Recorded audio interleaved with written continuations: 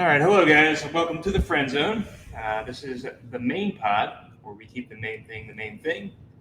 As always, we are the three best friends. We're here to talk about Philly sports and the alma maters of my two best friends here. I don't have one of those because I'm an idiot. I didn't go to one of those things. You're smarter for it. But over here we have Curtis.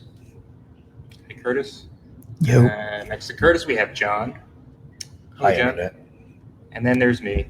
Hi, me. I'm Josh. Thank you for watching. You're probably watching on YouTube because, again, that's what we promote the most. It's the best. And then we have Spotify, Apple Podcasts. But really, go to our socials, Instagram and X, Twitter, whatever you want to call it, at FriendZonePod. That's a friend with a PH, PHRIEND, ZONEPOD. Sing it, say it, learn it, love it, type it, click it. Let's go. There we'll find our link tree. Click on that link tree and then find all our links. Click all our links, sorry. And just follow us and love us, please. We want your love and approval. That's why we're doing this. And then with that being said, I guess we'll kick it off and start talking about last week, even though we don't want to. Yeah, before we get into the Eagles, we brought this up in the pick spot if you were kind enough to watch. But we have this lovely bottle of Malcolm Jenkins Edition bourbon whiskey from Kinsey down in Philadelphia.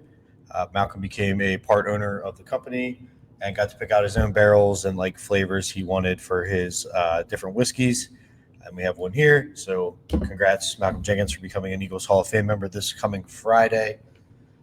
But we're not looking forward ahead right now, guys. We're looking back at the Eagles-Cowboys game that was played on Sunday. Sorry about that. Yeah, I don't know. I don't really know what there is to say besides Sadness. what a disappointment. Look at this. What could have been. What a shame. Almost a fist fight. Yeah, these dudes. We'll get into that in the Sixers section. Oh, Yes, sorry. we will. Sorry, We got sidetracked by a fist fight. we got sidetracked. I did not see this. So I don't know if there's any more damning stat that can be said than we opened the game up with 3 straight touchdown drives. I think we can all agree Jalen looked pretty decisive on these drives. They got A.J. Brown involved, which I guess is good for everybody. Whatever was wrong with Devontae Smith did not show on the field because he was incredible this entire game. And I think I'm most upset that he played his balls off and we wound up losing this game anyway. See that catch where he came down with Completely horizontal. Yeah, that was God, insane. that was That's the nuts. catch of the year How for do you lose Smitty. that game? So you have those 3 drives where you score touchdowns, and then you follow it up, and this is like the rest of the game, which I don't know if you felt it in real time, but this is what it was. 3 plays, -2 yards, punt. 1 play, 1 yard, end of half. Didn't matter. Another 3 and out, 3 yards, punt. 6 plays, 18 yards, punt. 3 and out again, gain 7 yards, punt. 7-play drive for 30 yards. Jake Elliott missed the field goal at the end of that one. 6 plays, 33 yards, Saquon fumble. 5 plays, 17 yards, punt. And it's so off the rip. I was going to come in here saying that we're only a good offensive team one half at a time, but we didn't even get that far. We were good for 3 drives. 41 and a half minutes they went without scoring a single point. After scoring at will. Yeah, they looked like they were unstoppable those first 3 drives. Well, what was explained on another podcast, I forget which one I was listening to, so I can't give you any credit, sorry. But Shout out to you, whoever. But it wasn't us. wasn't us, so I can't take credit for this brilliance that I'm going to speak. Those first 3 drives were probably all scripted plays, and then once the scripted plays are over, Kevin Petulio turns into a fucking idiot. Yeah, And Yeah, doesn't usually know how it to is. work It's off. usually the first 10 to 15 Yeah. plays. And then first he doesn't know how to 15 work minutes, off what worked to make it Yeah. a sort of competent offense. I agree. Why do we have this student driver driving a fucking Ferrari? He's not doing it. Because his buddy well. owns a Ferrari, and Ian gave him the keys to it. Yeah, here you can drive my Ferrari if you give me head. That's pretty much what's happening right now. I guess so. But yeah, I don't know. I mean, I agree with everything that's been said. It's just It's outside of the first 3 drives, it looked terrible. And Jalen it didn't looked feel like exactly like that, like the way that you read it out, but it did feel super stagnant. So that's yeah, like, not that dire as No, it looks like on yeah. paper at the end of I the day. weird- but it Weirdly, looked bad. Even It before the wasn't half, I good. was like, this is going to go bad because I was watching the end of the second quarter. 21-7 at the half. And I'm like, still, yeah, but I'm like, it's not. There were feeling obviously good. some interesting It started not calls. feeling good again. I was like, they're doing their thing where they're like, not good anymore. Yeah. There were obviously some interesting calls from the referees. We can get into that. Also, But obviously, I don't know. you can't You have to win. 14 penalties for 96 yards. Yeah, you have and to. also have an inept offense. Yeah, you can't. You have to. I don't know. Good teams win out even regardless of ridiculous calls. So I don't know. and I will call out Nick Sirianni for that. He was in the press conference today and said that we need to control the things that we can control. Being a fucking disciplined team is one of those things that you can control. And 14 penalties is just way it's too terrible. That many. Matt Pryor penalty ruined what could have been like a scoring drive. Yep. Yeah. And we wouldn't be here talking this way. We'd That's be like, true. oh, we were really Yeah, lucky. exactly. Yeah, we would. But no. Yeah, but you can't rely on being lucky, as you said. Like, yeah. They've been doing that for Yes. most of this season. I guess just quick check in on like some things players had said this week. Jordan Mailata said that Kevin Patullo put them in positions to win and they just didn't execute. I don't know that I see that on the tape. It's kind of, they have to say that maybe. I mean, say whatever you want to say. Fred Johnson came out and kind of blamed the coaching staff on I everything. don't know if it's Fred Johnson might be the staff. Lane's come out and said that like Patullo's not good before, not this week, obviously. Have you ever seen that clip of Jalen from the beginning of the season? Right before Jalen's the never season going to say started? anything. But he did say, I love "Oh, Jalen, I don't know. Patullo never called plays before. He did say Oh, that. yeah, that is true. He did what? He didn't shit on him, but he didn't give him a ringing endorsement. No, he didn't. I'm so happy this I guy's don't my think offensive Jalen guy. really loves Sirianni, like over Sirianni overall. I don't know how think much he likes Sirianni, or he thinks he's just playing the game. But I don't know. They're like such different people. Yeah. I don't really think they get along, but I think he knows that they can win together. I just don't know if he trusts. I mean, they have, so. They have. I don't know if he trusts Sirianni's decisions, coaching staff wise. But I think he overall, he's not going to overall rock the boat because he's a very stoic person. Maybe Yeah. I don't know. Who knows what he says in the locker room? True. If anything. True, we don't know. I doubt much. He just seems like very. I don't know. Right. I guess other interesting player interview from this week was, Brandon, I was going to go Saquon calling himself non-existent this year, he's not and wrong. that he has to figure it out. But I don't know. I don't want to besmirch Stoutland's name, but he's done such a great job getting these guys ready to be on the offensive line. But he is also the run game coordinator, so I don't know if that's more of a And then him. he also has to work thing. with Patullo, and is that He does have to work with Patullo. going And well? then I guess going against my good nature of something you guys may never expect me to say, why does Saquon look the way he does and Tank Bigsby looks fucking electric when he I touches said the that last week, kind of tongue in cheek, but now I'm starting. I think he's averaging 9.3 yards a carry, Yeah, which is he not is. sustainable, but like small No, sample yeah. size, ridiculous. Yeah, keep it going if you get that. Yeah, through a small sample size. I mean, you can't bench Saquon because he's Saquon. But No, but you can factor. I mean, running even back Dennis isn't Allen even this really, week said that he can take it to the house Oh, any yeah. play, and he can, Yeah, and he can. for sure. But I don't running- think he's lost it. I don't know. It just doesn't look right when he touches the ball this year. is it? I don't think he's trying to hit home runs. He doesn't like. I don't think he's mentally that guy. He had 480 something. And he's last not. year. He's not dancing crazy around in the backfield unless like there's a guy in his face. You know what I There's mean? always been guys in his face. Yeah. Yeah. Pause. He's having flashbacks to being on the Giants. Yeah, no, literally. It was the longest season that he had last year of his career, With and he's already had 480 some touches. injury. He's had injury issues throughout his NFL career, so it's not like he's he is 28 or 29, but he's not like a young. It could be the 28, 29. beginning of the decline, potentially. Could be, but I didn't think it would be this sharp or steep. Whatever He you is on wanna the say. Madden cover, so there's that. That's the other thing, the Madden curse. We haven't talked about that all year. That's exactly what it is. I mean, I think this offense's identity, regardless of the play calling, Yeah. has been built for so many years around the guys in the trenches, and the guys in the trenches aren't that Well, they're beat anymore. up. And like, what does it look like without Stoutland's Saints? I guess I'll call them like the next guys. Fred Johnson's like serviceable. Yeah, he's fine. Jinx. That was I love crazy. that. Also, That was also, crazy. Steen is not a problem. He's not Beckham, but you can't be like, No. fuck that guy. He's like, And like beat up it's Jurgens, fine. not great. I'll take it over Toth. Landon has been terrible. Landon, I don't even want to blame. They should have shut him Injury, down with yeah, the knee. yeah, I Like the know. dude's got no They shouldn't push. let- they He's shouldn't have let never. him Play. come back week one. Yeah. He Yep. wasn't ready to Yeah, come Yeah, back. like he's never. I don't think he's ever won a snap this season that I can remember. So why don't they just There's sit- like sit no him down drive now? off the line. Sit him down now. Yeah, just do it. It's fine. He's not helping you. Right. He's probably hurting you. Yeah.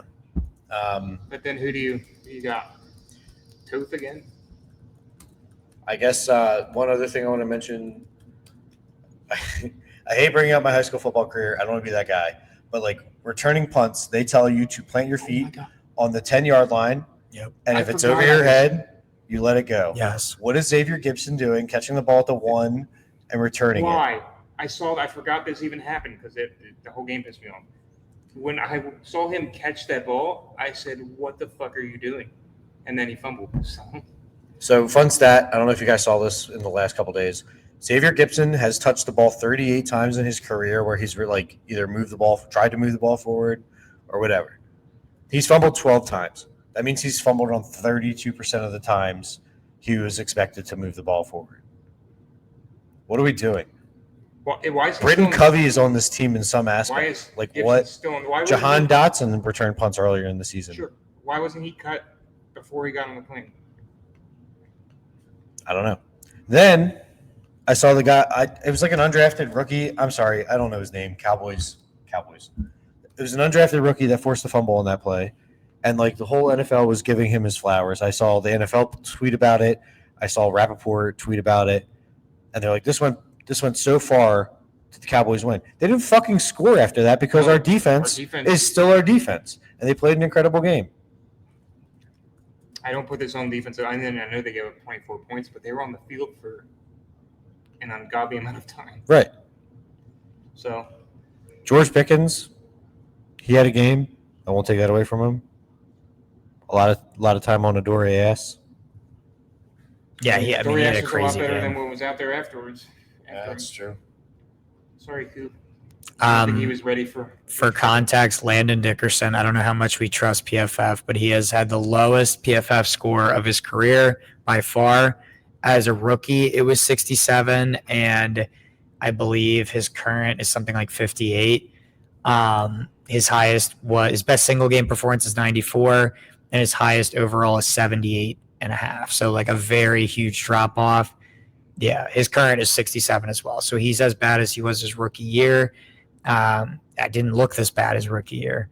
But yeah. So John said he doesn't mind Jurgens, but look up Jurgens' PFF score this Yeah. year because it's not good. This year specifically. Sure. Yeah. It's probably going to be bad as well, but 58.5. Yeah. So really bad. Worse than Landon. 30th out of 38 centers graded. Landon was 26th out of 80 guards graded this year, which is crazy to me that there are 80 guards I worse think than. Steve's number 18. Yeah, he might be. But either way, I mean, I don't know how much we trust PFF. Like it's subjective, but it's not bad. It's not a bad gauge, and 70, so significantly better.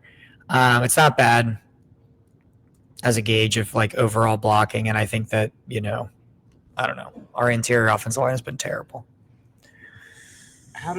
Regardless, how does this offense look this bad, week after week after week? If you can't get any push up front and your play calling is stale after the first 3 drives, then that's it. Patillo should have never. Yeah, they don't attack the middle of the field. I don't know if that's I'd have to actually sit down and watch all the route concepts. Yeah. So I wouldn't know if that was like a Patillo or a Jalen problem. I will credit to Chris Long. He brought this up, and now I'm going to be watching for it. He says Jalen's very comfortable looking out for an open flat or throwing deep down the field outside the numbers because he throws a good ball, and athletes have a better percentage of coming up with that ball at that, or you're going to get a DPI. Yeah, that so makes sense. He's just looking for Smitty to make a play, AJ to make a play, just throw Which a makes good sense, ball, yeah. which underthrown ball. Crazy.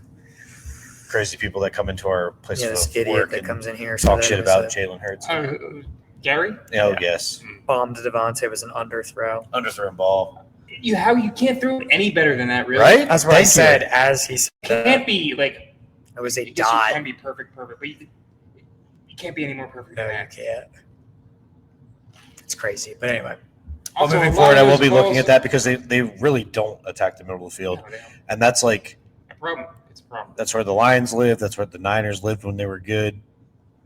Against us because we didn't have good linebackers back then. But on that segue, Nakobe Dean. Holy fuck, that dude is incredible. He needs to be an Eagle for the dude, rest he's of his a life. monster. He's so good, and so like when he got drafted, obviously his injury issues were a big reason he fell, but also his physical, like being smaller. of us were excited. We all were excited, but when he was small, like a I hadn't smaller seen linebacker, this dude in like 6 months, and I texted him that night. Yeah. To be like, no, holy fuck, Nakobe Dean. literally so You spring excited. to Bass. We got Nakobe. Yeah, Oh, it was AJ Yeah. Brown. I'm yeah, that sorry. was AJ Brown. I thought it was Nakobe. I was by myself. I remember. Nakobe, My bad. so good. No, you're good. I But I'm misremembered glad. your I'm glad story. you remember the story. Well, kind of, but okay. Same difference. Pass rushing, Jack Black guys. blitzing, everything. I mean, he's in the past, pass coverage game. He's awesome. And I think we have a lot to be excited about for our linebackers of the future, regardless of who we re-sign or don't re-sign. But I hope Nakobe gets re-signed, obviously, forever. So next year, do you think they kind of switch gears and maybe don't invest so much into this offense? Because when we do, it doesn't really matter anyway. And then take that money and put I it on think to- all the offensive pieces you need are locked up. I at this agree. point. I think at this point you can't really spend more on the offense unless I Because think we need to Goddard got draft 2 a years, tight right? end. I feel Yeah, like but I do think AJ we need to won't be draft here a tight next end. Goddard. AJ, he said. Goddard Oh. won't be here next year probably, and I feel like I want him to be here. What do you mean, AJ or Goddard? You just said Goddard. I think Goddard won't be here because it's a 1-year deal. Yeah. I thought it was 2. Let me look it up while you guys talk. But I feel like AJ is going to be gone, and not by his choice or mine or yours. Yeah, think- 1 year I feel like extension. the team is going to be like, or not the team, but like upper management's gonna So be, he I don't is signed through next year. I mean, we'll see how this year plays out. I think winning solves a lot of things. Obviously, one of my takeaways from this game is I'm glad they lost because they can't look at that anymore and be like, "But we're winning." Yeah, because it's looked like this for weeks or most of the season, all of the season. Minnesota was like the only good offensive Minnesota. output Yeah, against a defense that was good until that point. The Giants, but Yeah, that's the the Giants. Giants. Doesn't matter. But other than that, what good offensive full games do we have? Right. We've had a halves here and there. We've had quarters. So this is another point, I guess, just to put on your guys' radar from Chris Long. Hmm. They're almost better going into halftime down because they can't run the ball to like help salt the game away, Yeah. Well, and can't that run they the have to ball like anyway. open the offense. But up. then you. Well, that's but- what he's saying. But when He was saying when that you're like if losing, we you were have to throw. down, you don't have to like focus on the run game as much. Yeah. You can just like let the offense loose like they did against the Rams, and like Yeah. look how good that second half. Like I don't know why they don't go back to that I agree game with that 100%. and just watch that video and be like, this worked. Yeah. Whether it was what Patullo called or whatever, if the players like boycotted and they were like, we're doing this, I agree. like they should have just looked at that and been like, all right, let's build off this and scheme off this. 100% agree. Even in I agree with that Chris Long's take as Vikings well. game, Yeah. Smitty told them to play the call where he caught that For the ball. touchdown. Yeah. Yeah. That's It wasn't a crazy. Patullo call. Yeah. So I think you just gotta sit these guys down, see what's working, what's not working. And like the run game, man, I don't even know. Because like I don't think it's I think there's no run game for the rest of the year, really. the linemen just aren't healthy. The And these interior dudes are offensive like, line and lane, yeah, they're trying to play through injury just to like be out there. I feel like they should have The schedule gets easy after Easier. this. Yeah. It's Raiders. I mean, like I'd rather have our schedule than the Cowboys have because like Yeah. if people are looking at this game like it's a statement win for the Cowboys, I think they're going to get stomped the rest of their schedule. Yeah. So Yeah, I feel like they used up all their goodwill and like good juju on this game. right. True. I agree. Do you have anything else? That's pretty I mean, much it. we did talk about the defense, but can we one more time mention that stop at the goal line basically? Oh, yeah. Xavier Gibson tried to give the game away. Yeah, that They was. kept us in that game. Yeah, that was. Yep. How awesome was that? That was. If we would have won the game, that would have been another one where we looked at it to be like, why didn't they take the field goal? That's Yep. true. But But it yeah, is what it is. yeah, We have to move forward. bad loss. You can't win them all any given Sunday. You couldn't win them all if you try hard enough. Well, but that's true. It's only happened once. Yeah, you can win them all if teams Kevin haven't done McCool it. is not your. That is statistically true. He was not the OC. For the Looking 72 ahead Dolphins. to Friday Black Bowl. Friday, we got the Chicago Bears coming into town. How are you feeling about this game? Top level thoughts. Not great. I mean, I think they're gonna win, That's how I feel. Yeah, I feel that. but I also wouldn't be shocked if they had another clunker and lost. I mean, I'm a little apprehensive that we're going to lose. I agree with Josh, actually. I feel like we're going to win, but I'm apprehensive that we might Their lose. coach knows how to coach. Yeah. It's crazy. And I don't know. I'm apprehensive that saying like, oh yeah, we're going to win. The Bears suck. Like, I think the Bears have some pieces. They're not great, but The Cowboys suck, or their defense. yeah, exactly. And The it Cowboys didn't- defense is so bad and It it looks looked so good in the second good. half. So I don't know. I worry. I think the Bears do have a lot of like one score game luck this year, That's true. which is kind of like And they didn't have A it last flaky year. stat, so yeah. Yeah. It's kind of like the Eagles. Yeah. I'm gonna put my faith in Vic Fangio that he's gonna confuse Caleb Williams, who I'm not convinced is like a franchise quarterback yet. No. He's got a big arm, but I just don't think like between the ears he's all there. He's gonna chip the paint off his nails and then go in tent and cry. Right? Maybe. Ramadunze's been up and down this year. DJ Moore's had like a recent resurgence, so I guess DeAndre it Swift. will. Yeah, I'm not really worried about anyone's run game. CJGJ revenge game. That dude doesn't stack up well I against don't AJ really. I Brown. was gonna say none of that really piques my interest. Colston Loveland had a crazy catch last week. I saw against the Steelers. And it could be Dean or Zach Braun can run with that dude. That's true. So Tyler Warner I'm just had gonna a put my better faith in the defense this week. I hope so. I hope the offense looks at the fucking tape last week and is like, "Hey, what if we played 60 minutes of a game? See what I we hope did so. for the first few drives. How about we do that? Yeah, like for, let's like 12 more. every drives. drive, one of one. Jalen's got to be like the dude that's like beating the fucking drum for like that kind of outlook. That's true. But yeah, I'm gonna hope the offense finds some traction in this game. I mean, Jalen has said in interviews the offense looks the way I want it to look. I hope he's just saying that, and it's just like coach speak. bullshit shit. Because if he What wants do it you- to look like that, he's a fucking idiot. What are you gonna do? That's true. Yeah, that's true. All right. Yeah, I don't Yeah. know. And do you have faith in this defense with all the pieces that might be missing? It's the next man up league, man. That's all I can. That's all I can do. Yeah, Sidney Brown, man, Have is- faith. doesn't give me a lot of confidence. I don't know. I'm not as worried about that as how bad our offense looks, frankly. Oh, yeah. Well, That's my that's biggest true, worry. Yeah, We could have potentially a bad offense and a bad that's defense. true. And It's then never we're gonna good be for out- We're all going business. to be there going, what the hell? Yeah, that's true. It's never good We for lost business. the fucking Bears. Yeah, that's true. Yeah. Let's hope that doesn't happen because True. we are on paper a better team.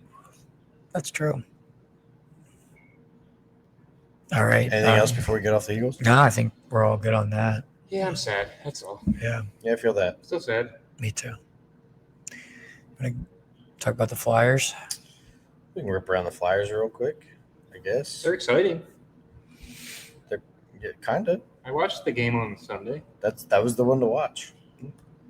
Saturday? Was it Saturday? It was Saturday. No say. It was Saturday. It was not Sunday. Sunday I was watching the Eagles game. Saturday I was watching Flyers. They won. All right, yeah. So we'll jump into a quick roundabout for the Flyers. Last Thursday, St. Louis came to Philadelphia to finish up like a weird home and home a week apart. This was another comeback game for the Flyers. They were down 2-0 early, and then came back off goals on one of my favorite names on the Flyers that doesn't get talked about on this podcast, Rodrigo Abels. Yeah, figure never out heard that that nationality. Yeah. I think he's from the Netherlands, actually, which is Yeah. funny. Is he able to play well? he was able to score a goal in this game to make it Nice. 2-1. And then Tyson Forster tied the game up. And then actually Curtis saw this live while I was like doing something at work. Travis Sanheim sprung on a breakaway. It was a 2-on-1, him and Sean Couturier. And Sanheim was like not giving that puck up and just put it away in the net. And we left again with a overtime win against the Blues after a comeback victory in the third. We are now the most bestest, the most bestest come from behind team in the league and the third period as well. Where was Rodrigo Abels from? He is Latvian, which makes Latvian, sense damn it. because that's like a mix of Middle Eastern and Eastern European. So that makes sense with the interesting spelling too. ABLOS with an interesting accent over the A. So moving on, we went into Saturday was our last home game before a little road trip. We won 5-1 against the Devils. Set a franchise record for scoring 3 goals in 29 seconds, which is pretty incredible. OnlyFans model Noah Cates had 3 points in this game. Good for her. Yeah, she's a pretty little girl, and I love her/him.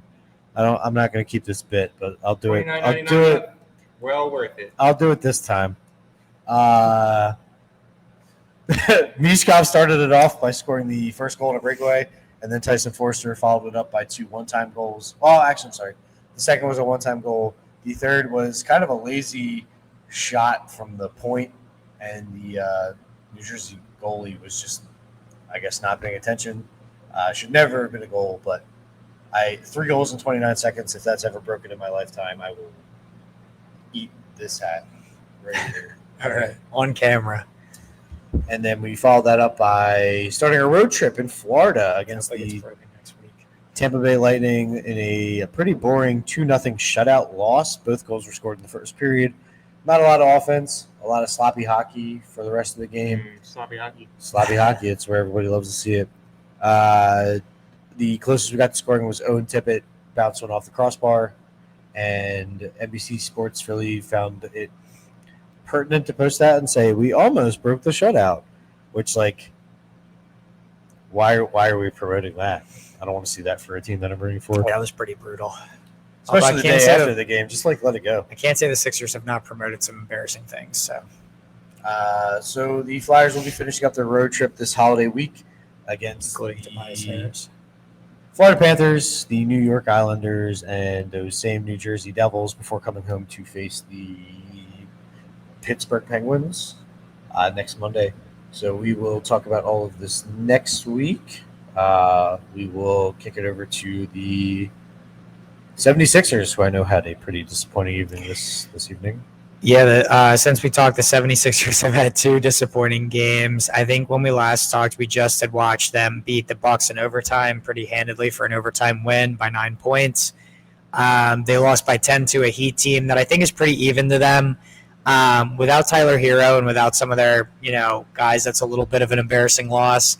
But I think in general, Paul George actually returned to Paul George's normal form and went 0 for 5 from 3 and had quite a stinker of a game against the Heat after having after Maxey called him out about being a helpful presence on the court. This was after that because Paul George had like 22 on like very efficient shooting in the I think it was the Bucks game that we watched.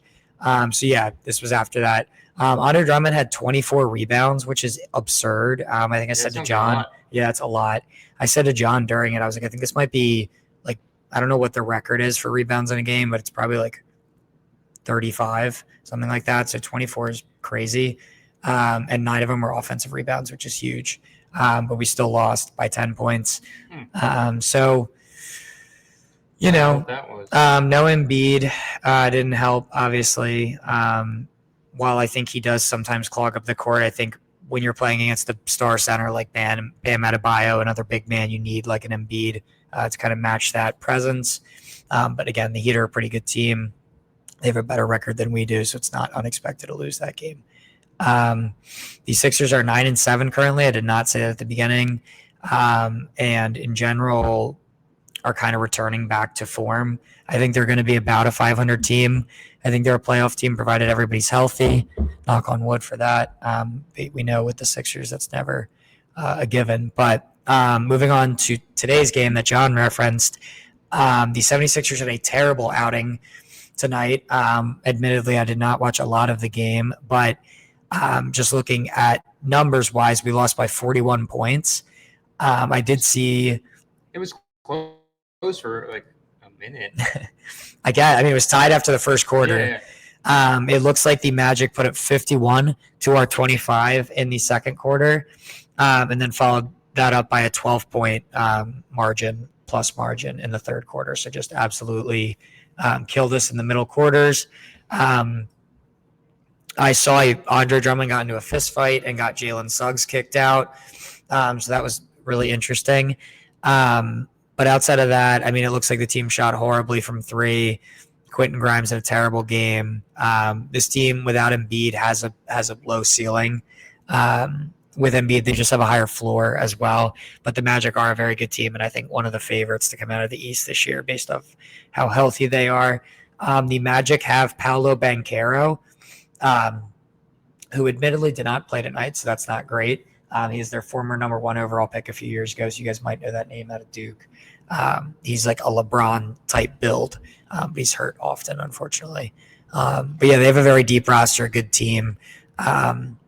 They had a guy who was plus 44, plus minus. So when he was on the court, the Magic scored 44 more points than we did. Desmond Bane, who's like a solid guy, so that's pretty embarrassing. But in general, guards always kill us. And that's, what this game showed yet again.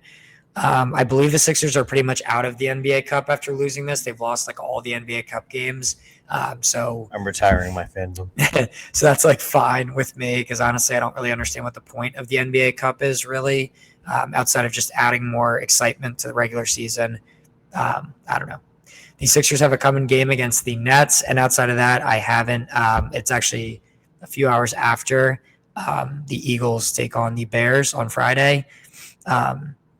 So that should be interesting, and hopefully we can get a win in the afternoon as well. That'll be in Brooklyn, obviously. And then they have upcoming games every offsetting day, so Sunday, Tuesday, and Thursday. We have a back-to-back Thursday, Friday. So the Brooklyn Nets should be an easy win on Friday. They're the worst team really in the NBA that I can think of. Roster construction, them and the Wizards, roster construction-wise, and those are two of the teams that we play in the next 6 days. So hopefully the next time we record, which will be next Wednesday, I would imagine. Say so. Probably around there. Hopefully we're 2-1 next Wednesday since today. So things are looking up schedule-wise. The Hawks game will be interesting, but we should blow the Wizards and the Nets out if we are a playoff team. So, and I think we are. So moving on from that, I guess we can move on to Penn State. And move on to our Penn State correspondent, John, over here. Do we want to mention any of the Phillies rumors before we move on to that? I guess we could mention. Do we have any? About Marte? Yeah. Yeah. All right. So Any thoughts on that? I've seen a lot of articles about the polar bear as well, I really hope they don't. which I really hope as well. And They I've do also not. been hearing JT rumor too. And Boston may have interest in each other. I've been hearing a lot of that. I've heard that too. Yep. So, So, And Schwarber possibly wants to go home and play for the Reds. yeah, there's a lot of change. So yeah, there's all these rumors going around. Obviously, a lot of them just rattled off. JT and Schwarber, I don't really want to give any light to that yet because I'm just hoping it's not true. I don't know what we're going to I do. would just destroy the. If core of our Schwarber team. leaves, it is what it is. If JT leaves, I don't know what we're We're in doing trouble. at catcher. Yeah. Head Marchand. catcher. Should have kept that 18-year-old. The Phillies and I forget the other team. Two teams have checked in on Kettle Marte from the I forget the other team. Diamondbacks, and neither of those teams are on his list of teams that are outside those no trade clause. So he would have to come out and waive that to go to either of these teams. So I'm not like holding my breath that the Phillies are going to get him. So I also don't know what they would give up. I feel like Bryson Stott would have to be in that trade, and I'm not Yeah. all about that. Yeah. Consider like his bat aside, I just think his defense is worth more than, especially if you're going to bat him eighth. Like his defense more than makes up Yeah. for it. He's not an Alec Boehm who like spotty offensively, spotty defensively, and you're like, what am I doing with this roster spot? So we'll see if any of this has like any merit to it. There was a like high touted Japanese prospect that doesn't want to go to LA because he thinks it would be more worthwhile and more meaningful that if you're a world champion, if you can beat the Dodgers. And like that's such a fucking Philadelphia attitude that if we don't get this dude, I'm going to kind of be upset. That's fair. Just because I think every other Japanese player coming over wants to Mutika Murakami? Amari. Oh, well, I can't. What is his full name? If it's just Amari, that's even cooler. Like Amari Stoudemire. Yeah. Just kidding, kind of. Either way, we can get into this more when there's like more substantial things to talk about. I think we're all in agreement here. JT leaves is devastating. Kyle Schwarber leaving is just kind of disappointing. Mm-hmm. Still bad, but yeah, Not good. not good, but not as bad. Yeah, I would agree. He's going to want too much money, too many years for his age. So. Yeah, I agree. And like he's not going to hit 50 plus And home runs again. So is JT, but you can't have two of those guys. yeah, Right. So, Plus, again, his defense, I think. yeah. And the pitchers love him. So Yeah, he knows how to work his pitching staff. What's it going to be? Stubbs? Stubbs Yeah. and Marshawn. Marshawn? Yeah, no, That sounds like wins. So many wins. The vibes, man. vibes would be immaculate. that's true. Immaculate vibes. Be That would have fun. been a good podcast, man. The Immaculate vibes. Could have been. We could still do it. Anyway, anything else on the Phillies that we want to talk about? No, I just I wanted think to that's it. throw that out there. Let's Yeah. just talk about it a Worth little bit. Yeah. saying think so, anything too. A about. little Philly speculation. All right. I'll jump into some Penn State news. The Go Lions, go. Go Lions go. We beat Nebraska 37-10 last week. Pretty sure Dylan Raiola got hurt early in this game, so we didn't even get to make fun of fake Patrick Mahomes that long. But we did get to rub it into Matt Rule's face that he is not the guy that we wanted to come into Happy Valley and take over the job. There's been a lot more rumors coming up that Terry Smith is just going to be offered to stay as the full-time head coach of the Nittany Lions moving forward. How would you feel about that? He's a homegrown guy, so like I kind of love that aspect of it. We haven't had a guy that like bleeds blue in a long time. Joe Paterno would be the last one. Say what you want, internet. I'll come for you. But O'Brien wasn't. Franklin wasn't. So replacing him with like a homegrown guy that's been on the staff for a long time would kind of be cool. We did lose another prospective prospect to Virginia Tech today. So like if you want to chase Franklin and you want to be mediocre, that's cool. We don't want you here in Happy Valley. I think Terry Smith would win a lot of favors over with like a lot of boosters because I did hear rumors that some of our NIL funds were held up because like boosters did not like Franklin, which I don't understand from a recruiting aspect because that dude could get guys in the door. And like if you could offer him more bucks, like maybe they would have came. Sure. But yeah, I guess if we're going to open our purse strings for like a homegrown guy, that'd be cool too. Since that's how dirty this game has become, even though I still love college football, I just think airing out your dirty laundry was not the way to go for this sport. Curtis can speak more to that if he wants when we get to the pit section. Yeah. Yeah, that's true. Because obviously, I think you're probably in a similar situation of us NIL money wise. Oh yeah. Yes. Yeah. Outside of I think one player who I'm hoping will stay. Yeah. Gotta hope. So we will finish up our season this week with Rutgers, and if we win, we'll be 6-6 and bowl eligible, which means fucking jack shit, everybody. Like it used to mean something when you needed to get 8, 9, 10 wins in a season to get to a bowl, but finishing this season when you started for Penn State, 7. is it 7? I think you need. I thought it was just people. 500 at this point. That's like the NBA numbers, man. I know exactly. Well, we would be 6-6, so I think. Either way, if we're not bowl eligible, that's fine. No, 6. You're right. Yeah, Damn. yeah. So we started the season number 2 in and the if country. there's not enough 6 and 7 or 6 and 6 teams, they'll pick a 5 and 7 team. Cool. Wow. That's a joke.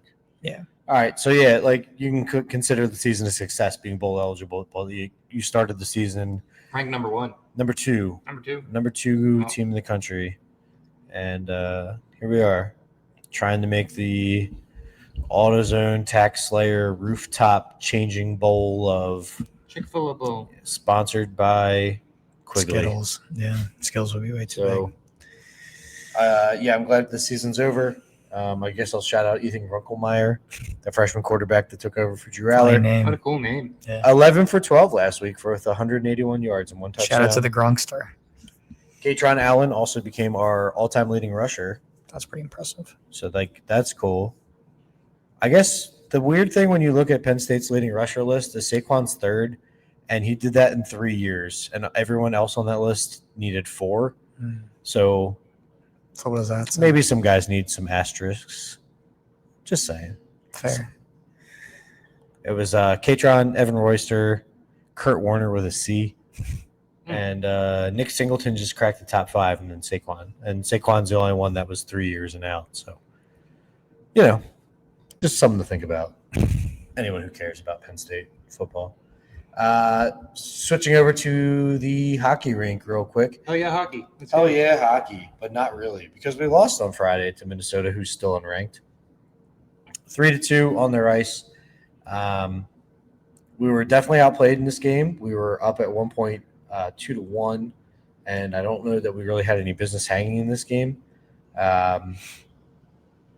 So Minnesota coming back made sense just with all the offensive pressure they had all night. Minnesota still, like I said, remains unranked, but we are the second top 10 team they beat this year. The other one was North Dakota State, or just North Dakota. I'm sorry. So I think at some point Minnesota will find itself in the top 20 rankings. And I mean, shocker. Team in Minnesota has a good hockey team. Makes sense. Yeah. Penn State was able to come back and eke out a 2-1 win on Saturday before getting out and before that winter break I talked about last week.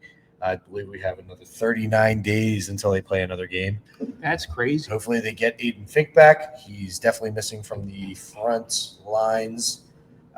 Charlie Serrato and Matt DeMarsico did look pretty good in this series. Gavin McKenna had 2 more points, and I know he's getting killed about his lack of production at 5-on-5 for like a guy of his caliber coming to the NCAA before he gets drafted, but I don't know. Like, he's still putting up points. So we'll see how he comes back after the break and like what they instill with hopefully Aiden Fink coming back. Penn State did drop right now from number 5 to number 9. So their first big dip for having split a series with the team that's unranked. And they'll come back and play Rochester, and then I think they're right back at it with Minnesota again at home. So we'll have a chance at revenge. And then the year's not going to get any easier from that. So the team's really going to show what they're made of the second half of the year, which is how they responded last season after getting to a slow start and then scorching in the second half until they made it to the Final Four. So all that's remained to be seen. And like I said, we won't be talking there for a couple weeks because we are 39 days away from their next game. But with that all being said, I will kick it over to Curtis, our Pitt correspondent.